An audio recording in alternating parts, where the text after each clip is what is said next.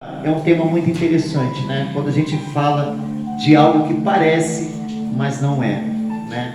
Você já viu aquela história, né, da menina que sonha com seu príncipe, né? Ela sonha, ela acredita, né, que vai chegar um dia, né, que ela vai se encontrar com seu príncipe e ele vai chegar numa carruagem de fogo, né? Ele vai adentrar as portas, pegar a princesa, pegar ela como princesa no seu colo, né? E levá-la, conduzi-la ela a palácio adentro. Todos nós, quando éramos adolescentes, nós tínhamos esse sonho, né? De um dia encontrar o príncipe encantado, a princesa encantada, né? Até o dia que o príncipe virou sapo, não é? Até o dia que a gente se depara com situações. Ou seja, como assim, pastor? A princesa ou o príncipe viraram sábios? Porque muitas das vezes, queridos, nós mentalizamos algo para a nossa vida, sim ou não? A gente coloca nos nossos corações, né, que um dia todos os nossos sonhos serão realizados. Mas só que antes de qualquer sonho ser realizado, a gente precisa construir esses sonhos. A gente precisa lutar para que esses sonhos aconteçam. A gente começa a trabalhar em função desses sonhos, né? Mas muitos de nós, por não estarmos atentos, né, o desejo do nosso coração é tamanho para a realização desse sonho, que muitas das vezes não estamos atentos às ferramentas que são essenciais e necessárias para construí-lo. A gente está tão ensigueirado em conquistar algo que a gente acaba pegando qualquer coisa, fazendo uso de qualquer coisa, né? A gente passa por cima de tudo, por quê? Simplesmente a gente quer realizar algo. E aí muitas das vezes nós tomamos posse de algo que quando a gente toma posse, abraça, aí você vai dizer, caramba, mas não é aquilo que eu esperava. Mas parecia ser tão bom, tão maravilhoso, parecia ser algo, sabe, extremamente revolucionário, parecia ser algo que veio para impactar, para mudar, para transformar, mas de repente, queridos, você se depara com uma decepção, você entende que aquilo que você achou que era, passou a não ser. Aquilo que você pensou que ia dar certo, não deu. Aquilo que você pensou que era maravilhoso, na verdade só tinha aparência. Na verdade, você tomou posse de algo que era totalmente diferente daquilo que você sonhou lá atrás. E isso aqui é maravilhoso, porque a gente precisa entender, quando a gente lê essa história, né, eu prefiro citar como uma parábola, né? Quando a gente lê essa história, parábola da figueira seca, né, da figueira que não tinha frutos, as pessoas, elas se relacionam muito à questão da fé, né? Jesus foi lá e falou, não haja mais fruto em ti. E os discípulos se maravilharam, porque a palavra de Deus tem poder, a palavra de Deus se cumpriu. Sim ou não? Sim. Mas na verdade não é esse o cenário que Jesus queria mostrar para os seus discípulos e para as nossas vidas. Jesus queria mostrar algo muito além do que simplesmente falar de fé. O mais interessante, Fábio, é que a Bíblia diz que Jesus ele tem uma entrada triunfal em Jerusalém.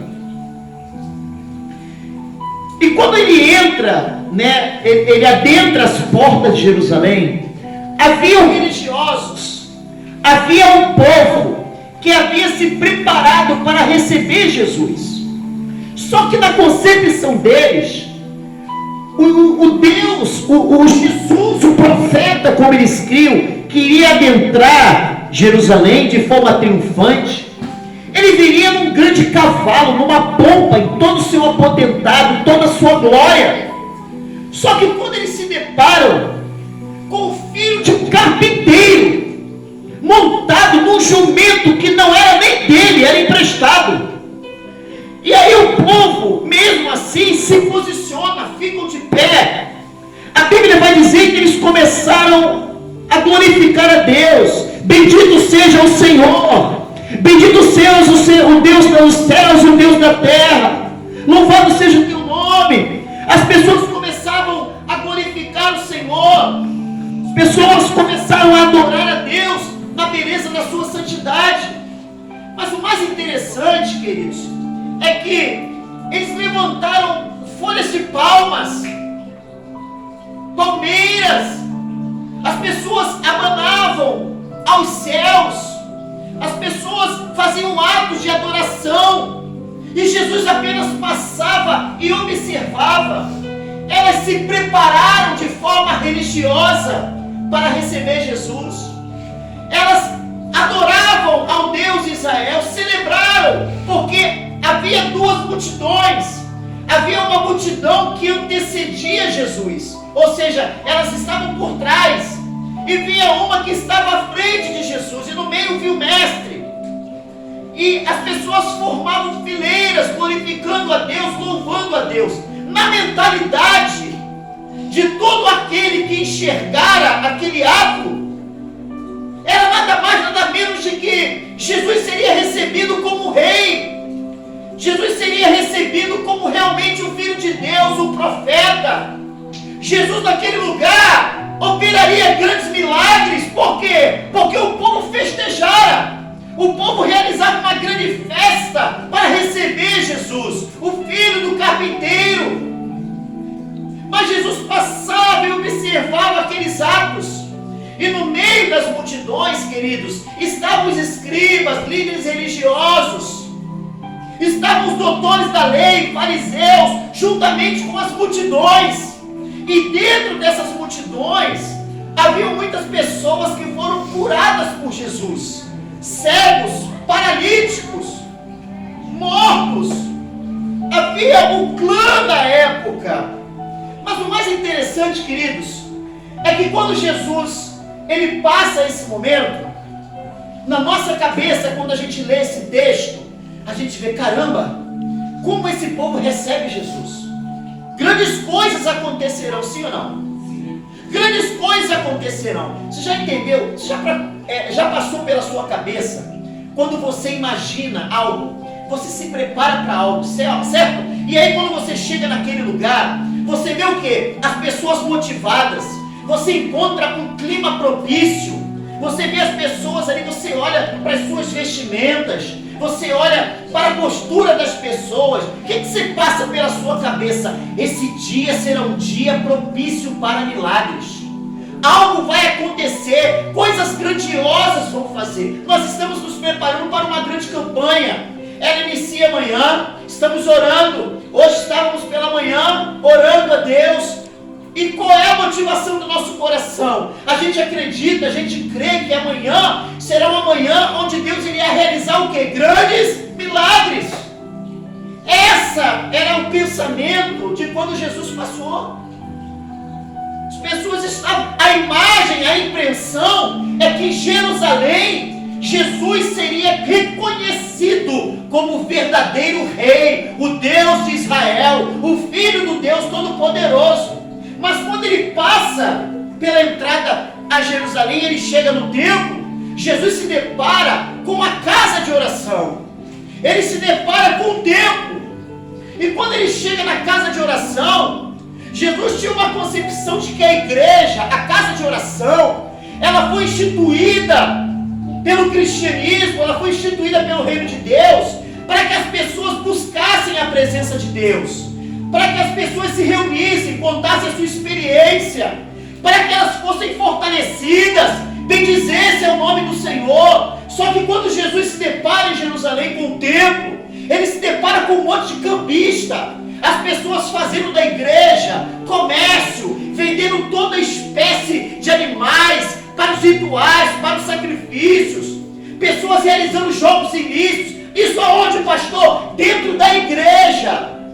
Repara, queridos, quando Jesus entra em Jerusalém, a entrada é triunfal, é maravilhosa, e na nossa concepção, Deus vai operar, vai fazer grandes coisas. O povo estava preparado, o povo estava ciente de que estaria ali, era nada mais, nada menos do que o Filho de Deus. Só que quando Jesus chega na igreja, chega no templo, ele vê que a realidade é outra. Ele vê que não existe santidade. Ele vê que, na verdade, as pessoas se prepararam na época para viver uma vida vida com Deus, uma vida de intimidade, passou longe. Parecia, mas não era. Jesus chega, pega uma vara com um chicote, Fábio, e Jesus expulsa todos os cambistas de lá. A Bíblia vai dizer que Jesus expulsa todos e começa a clamar, dizendo assim: essa casa aqui é a casa do meu pai, isso aqui não é um covil de ladrões e de salteadores. Agora imagina você na cabeça dos discípulos.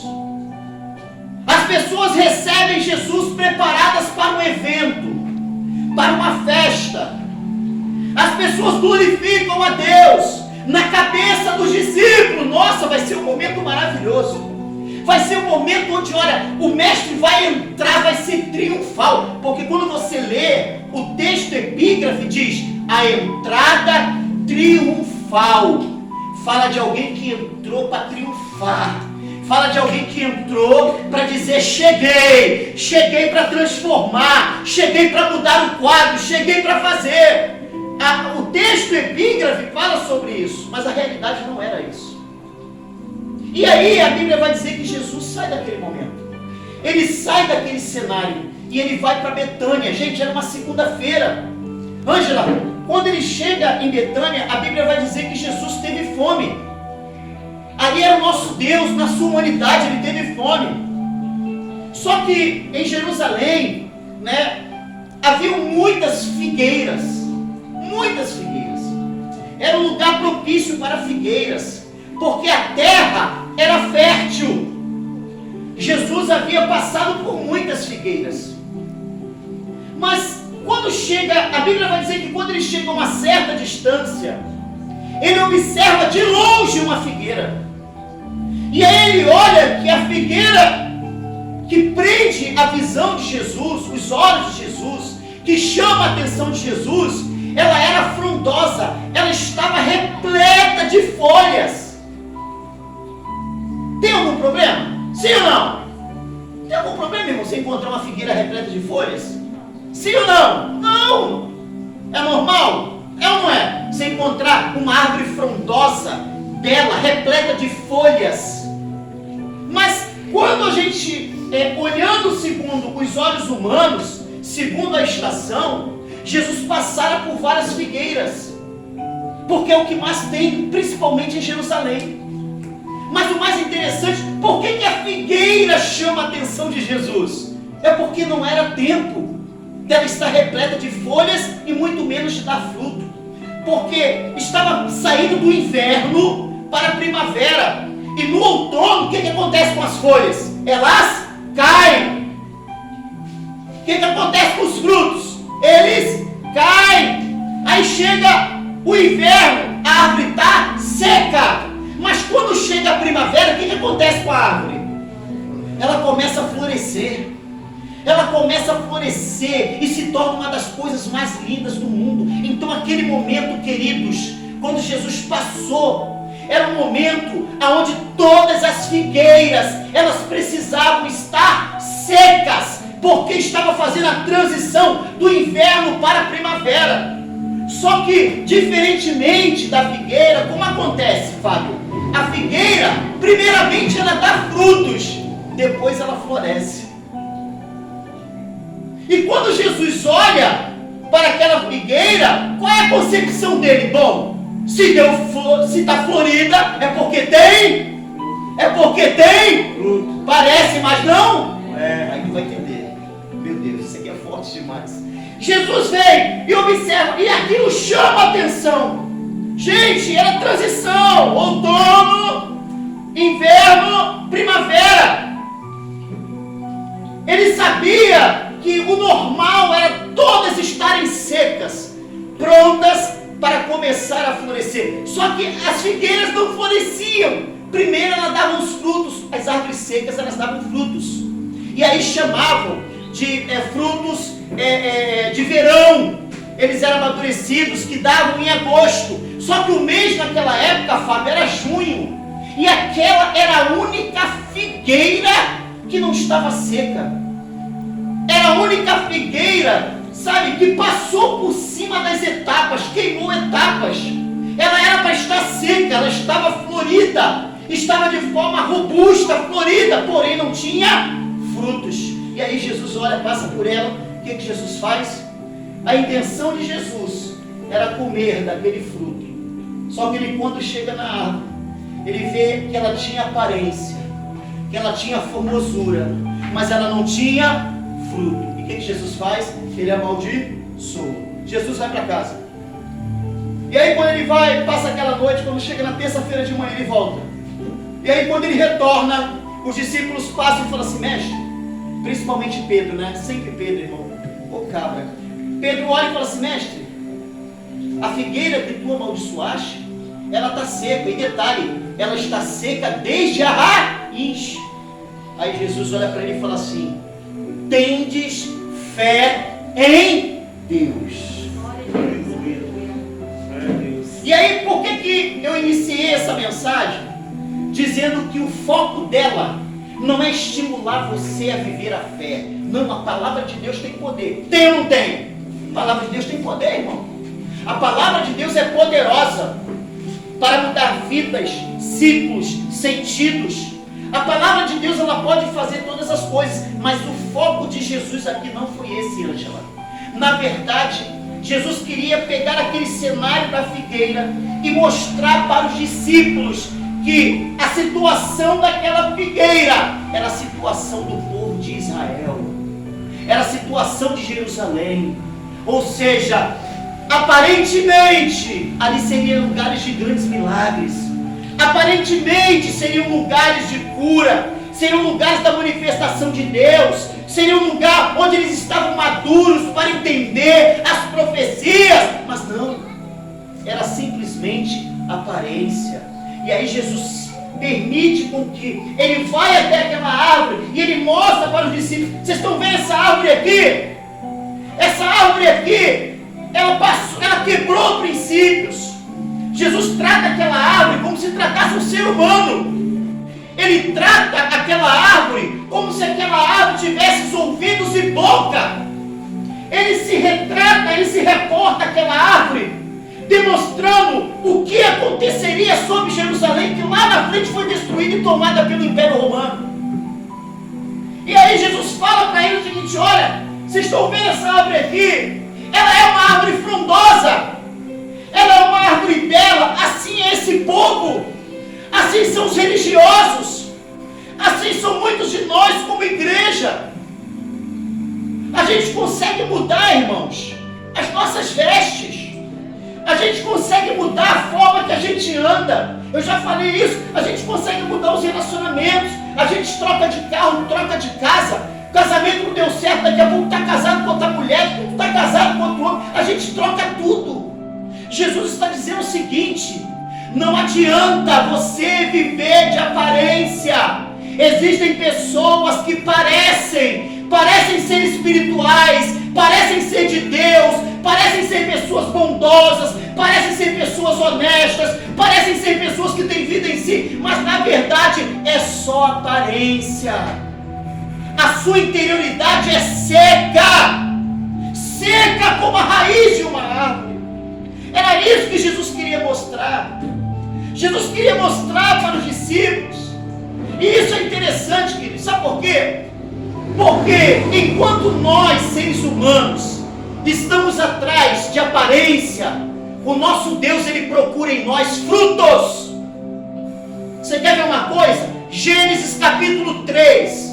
Quando Adão ele peca, e antes de Deus perguntar para eles o que levaram eles ao pecado, a Bíblia vai dizer que quando Adão peca, ele olha para Eva e olha para si mesmo, e ele entende que estava nu. Você sabe qual foi o primeiro ato de Adão? Ele foi até uma figueira, mas quando ele vai até a figueira, ele não vai para ver frutos, ele vai para pegar folhas. Sabe para quê? Para tapar a sua nudez, ou seja, vida de aparência, porque as folhas, elas tentam mostrar aquilo que não somos. Mas a Bíblia diz que o primeiro Adão, ele vai atrás de folhas, mas o segundo Adão, Jesus Cristo, quando ele chega diante de uma figueira, ele não vai atrás de folhas, ele não vai atrás de aparência, ele vai visitar para tentar encontrar frutos. Irmão, essa palavra aqui é maravilhosa, isso aqui é muito forte. Isso aqui é muito forte. Isso aqui é um confronto terrível para a minha vida e para a sua vida. É um confronto porque nos faz entender que não adianta a gente nos enganarmos. Às vezes a gente acha que a gente consegue enganar. Eu engano a Luana, eu posso enganar minha esposa. Eu posso enganar o Fábio, eu posso enganar o Wallace, eu posso enganar todos vocês que estão aqui dentro. Mas ninguém consegue enganar a Deus. Ninguém consegue fugir dos olhos de Deus. Muitas das vezes nós queremos viver uma vida de aparência. As pessoas nos olham porque nós nos vestimos bem, a gente tem uma boa oratória, a gente ora bem, toca bem, fala bem. Mas na verdade não passamos de uma figueira seca, cercada por algo frondoso, por folhas e detalhe, fora da época, fora do tempo. E por estar fora do tempo, irmãos, a gente não dá fruto. O que chama a atenção de Jesus não é porque a figueira estava seca, não dava fruto, mas simplesmente porque ela estava coberta de folhas. É isso que chama a atenção de Deus, porque Jesus sabia que havia algo de errado. Irmãos, infelizmente, nós precisamos olhar para as nossas vidas. A gente precisa entender que tipo de vida nós estamos levando. Não podemos viver uma vida de engano, de engodo. Não se engane. Abra o seu coração para o Espírito Santo nessa noite. Aquilo que te aflige, aquilo que te traz perturbação, aquilo que te prende, te aprisiona, existe um Deus que é poderoso. Assim como ele olhou para aquela figueira e diz: nunca mais ninguém coma fruto de ti. Ele é poderoso para dar apenas uma palavra e te trazer libertação na noite de hoje. Aleluia. É isso que nós precisamos entender. Ele transforma. Irmão, chega de viver uma vida de mentira, de aparência. Se nós queremos viver uma vida de mentira e de aparência, é melhor ficar lá fora, irmão. Porque lá fora você engana e é enganado. Mas na presença de Deus não. A Bíblia diz que os olhos dele são como chamas de fogo, ele vê tudo. Eu posso enganar o pastor, eu posso enganar todo mundo, mas eu não tenho como fugir dos olhos de Deus. Eu não tenho como fugir dos olhos de Deus. A gente, como o primeiro Adão, a gente vai sempre buscar algo, sabe, para tapar, para esconder os nossos erros. Foi isso que Adão fez. Ele olhou para a figueira, ele não foi ver se a figueira dava fruto, não. Ele foi perceber se a figueira havia folhas para cobrir a sua nudez, o seu pecado. Irmão, bote algo na sua cabeça: não temos mais como nos esconder. Aqui não é lugar de figueira seca. Nós estamos vivendo um momento que Jesus está às portas. A gente não pode mais brincar de evangelho.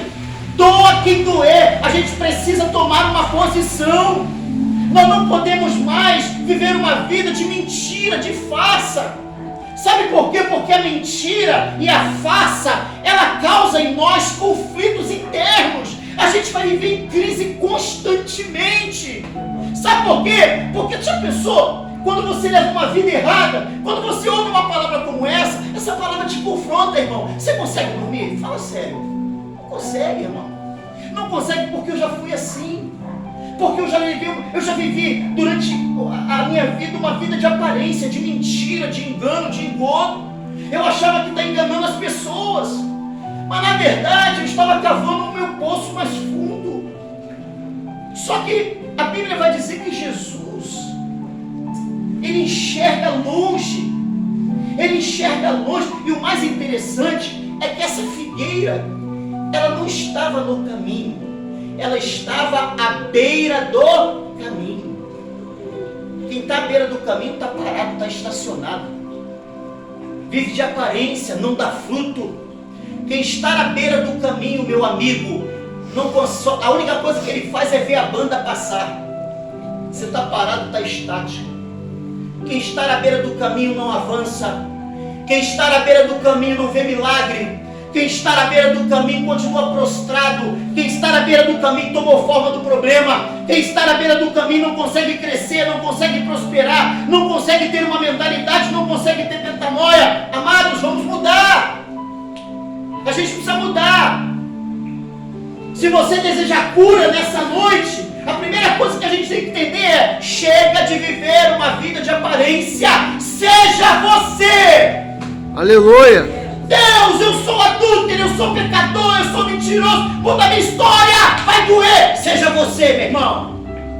Seja você. Não tenha medo de dizer: Senhor, olha, eu sou ladrão, olha, eu sou corrupto. Seja você. Não adianta querer ser o que você não é. A vida de aparência, ela nos deforma. A vida de aparência, o nome já diz aparência. É uma santidade fingida, mentirosa. Esses dias aí eu estava em casa. E eu tenho falado muito. Quarta-feira a gente falou sobre o pensamento, né? Como a mente divaga. Se a gente não vigiar, você começa a orar. E daqui a pouco você está pensando no jogo do Vasco, jogo do Flamengo. Quando você vê: meu Deus, clamamos de novo pelo sangue de Jesus. É uma loucura. A gente faz isso aí, não é? Às vezes de madrugada não é assim que funciona. Você vai orar, acorda de madrugada, naquele sono terrível, dobra o teu joelho. Quando de repente você está orando: Senhor, abençoa, muda a minha história. Daqui a pouco, irmão, tu começa a pensar no problema do vizinho, na dívida externa. Tu pensa no carro que tem que pagar, na pessoa que te afrontou. Quando você vê, você saiu da oração, parou de orar e está pensando aonde? Nos problemas. Ou então a gente dorme, não é dorme. Ou então tu está lá orando, daqui a pouco, ó, pum, dormiu. Aí está em cima da cama. Aí daqui a pouco tu acorda: Senhor, voltamos a clamar pelo sangue de Jesus. Que é assim, gente. É ou não é? A gente precisa ser real, gente. A gente precisa falar a verdade.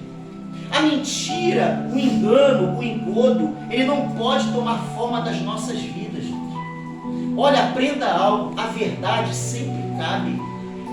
A verdade sempre cabe. É melhor você chegar para Deus, é melhor você chegar para alguém que você confie, alguém que você entenda: pô, esse cara aqui vai me ajudar, essa mulher vai me ajudar, é alguém do bem, alguém de Deus, e fala assim: olha, me ajuda, eu preciso de libertação, eu preciso que você ore por mim, olha, entra nessa guerra comigo, guerreia comigo, do que você ficar, irmão, sendo o que você não é.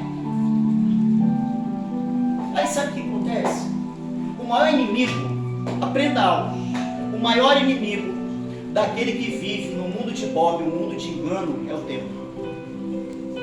Aprenda isso, irmão. O maior inimigo daquele que vive no mundo de Bob, o mundo de engano, é o tempo. Sabe por quê? Porque o tempo vai passar.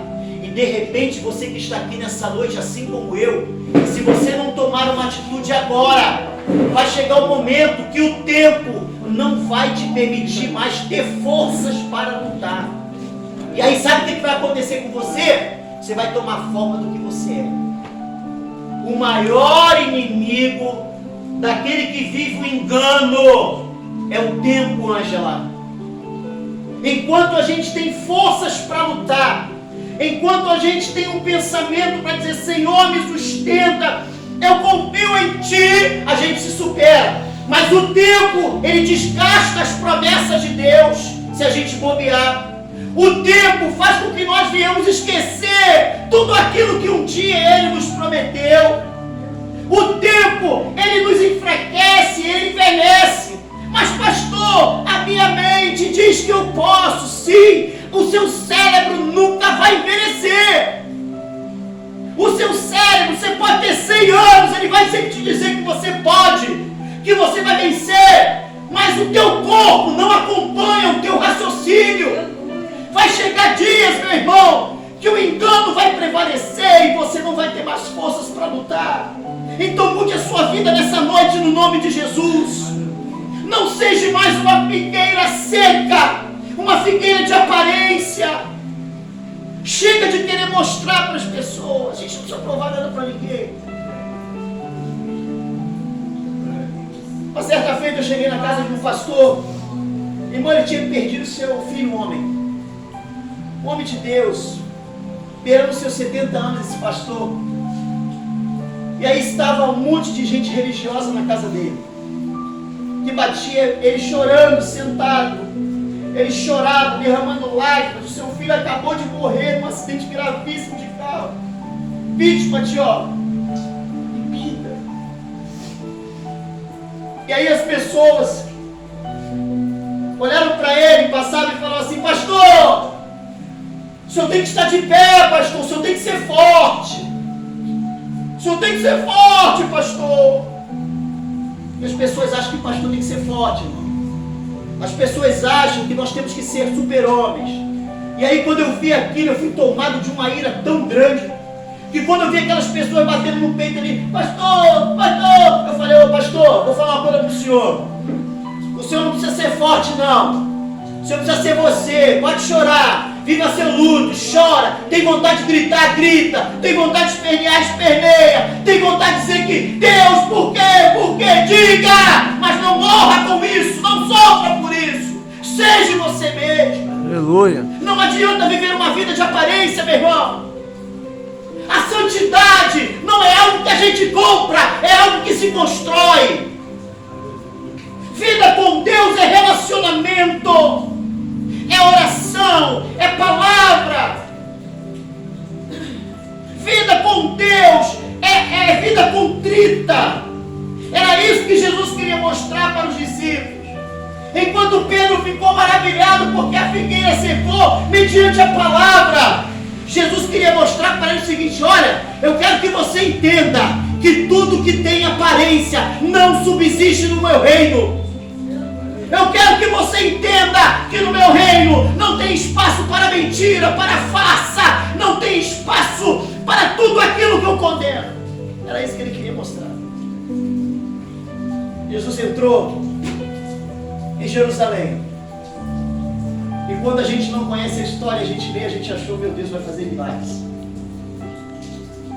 Mas eu queria te dizer que o mesmo peso que diz, o mesmo povo que disse: Hosana, Hosana, é o nosso Deus nas alturas, foi a mesma multidão que lá embaixo disse assim: crucificam, crucificam.